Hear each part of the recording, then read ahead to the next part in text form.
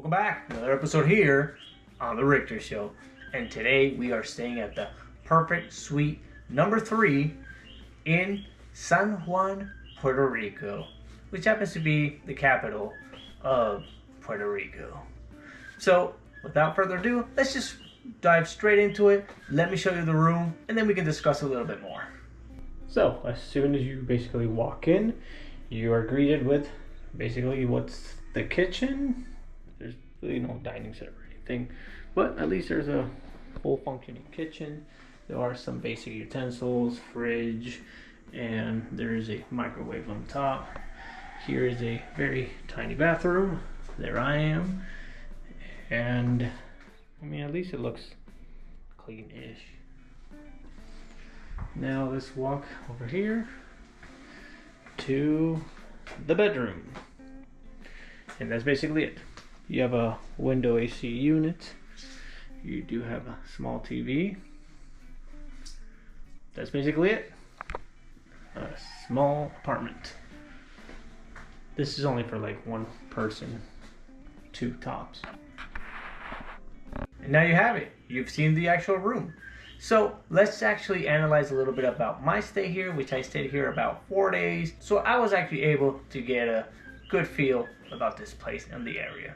Usually these are not my normal type of reviews, but since I stayed here, might as well review it. I tried to search online, I didn't find a single video, so at least this way, if somebody really does want to stay here, they know what they're getting themselves into. So let's start off with the check-in process. Actually, all communication was done through booking.com, which is not sponsored, but I have to mention actually how I got this place. So I got it through booking.com, I did all the communication through there. Make sure you keep your conversation through the website itself. That way it protects you in case if anything happens or something that was said or was not said. So you basically, the hostess gave me the access code, which led to a key. It was a lockbox in the front. Open it up, grab the key, easy breezy. Now I did realize that this place in particular is for somebody that's alone. Having 2 people here for a long period of time, it might get a little bit hectic, it might get a little too crowded. So if you're traveling by yourself and you're just gonna stay here a night or maybe 2, I think this place is fine. It has a little bit of everything, but I have to mention that it is for 1 person. Now for a long stay here, it's not a place I would recommend or I would stay at. And if you have a party of 3 or more, this is not the place you want to be in. Now there is the term of you get what you pay for, and that's what happened here though. Now what I paid for here, it kind of balances out from the amount that I paid and the amount that I'm staying here. I'm not going to say the price because price has the tendency to actually change through the years or through the months. So what I paid here today might not be relevant in maybe a month or a year from now. But at least you have an idea what the place looks like. Now to the positive side, it is very centric. It is very friendly in terms of distance between the actual attractions and museums with the old city of San Juan in Puerto Rico. So location wise, I think it's fine.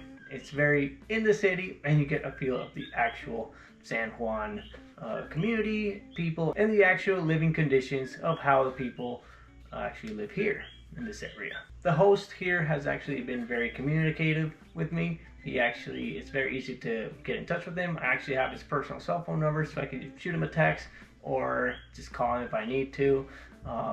Now diving into the bad part about staying in this area, which I have to mention, and it's something that happens a lot in this city, which I've noticed, is the parking. The parking in the city is really limited, sometimes to the point that it's really bad.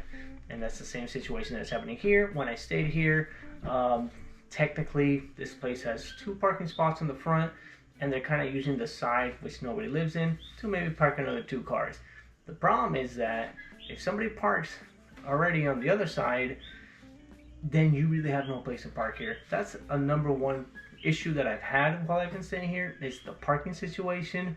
And some people have claimed part of the street as theirs, even though it's not really legally theirs, and it just belongs to the street and you're supposed to be able to park wherever you want. They have claimed those areas to be theirs, which would kind of make sense that if you have a house, then people can park in front of it on the street. But if by any chance somebody parks here in front of where I'm staying at, I am a little bit on the screwed side of it, and then I have to maybe circle around or drive somewhere else and park pretty far. So that's something you should take in consideration, that the parking here is really bad. But it does offer parking. It's just a little bit of a gamble. The second issue that I actually had in this location was that it actually needs a bit of an upgrade. Even though it has a little bit of everything, it does have a kitchen and you can cook there, and you have a fridge to store your food and a microwave to reheat things. The kitchen wise, it wasn't too bad. Unfortunately, visually the place doesn't look very appealing. So maybe if you paint the walls, patch up some things around here and there, and clean up a few areas, you can kind of raise the value of it. So it feels more like a beach house, but on the lower end. And if you're okay with situations like these, and if you're okay with living conditions like these, then it's fine, I guess, for you. But for me, I guess it's also the experience that I have. And once again, I pick these places sometimes at random just to get the experience. Usually, if you've been following me for a long time, you know that I usually just stay at a Best Western. I review Best Westerns, but in this case, there wasn't a single Best Western in this area. So I just kind of picked something at random and might as well review it. This is not a place that I would actually stay at again, unless if I'm just maybe passing through and I'm going to stay here just for one night. Sure, that's fine. But for long periods of stay, I would not recommend this place at all. Now, another issue that I had was also the AC unit. You might see it behind me. It's just really, really loud. And without AC, this place gets really, really hot. Even for me to record right now, I had to turn it off, and I'm actually dying of heat at the moment. But hey, it just comes with it. So I think aesthetically, it should be actually upgraded. It should be retouched to the point that it makes it look more friendly and inviting as well. So with that said, on the Richter scale, I'm going to give it a rating of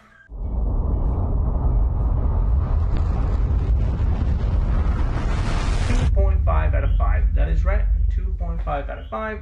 And I think it explains itself on why I'm not giving it a full 5-star and why I'm taking off so many points. It's just a place that I think it just has too many issues, really. I mean, it's just not my cup of tea. And I try to be as realistic and as honest as possible on my reviews.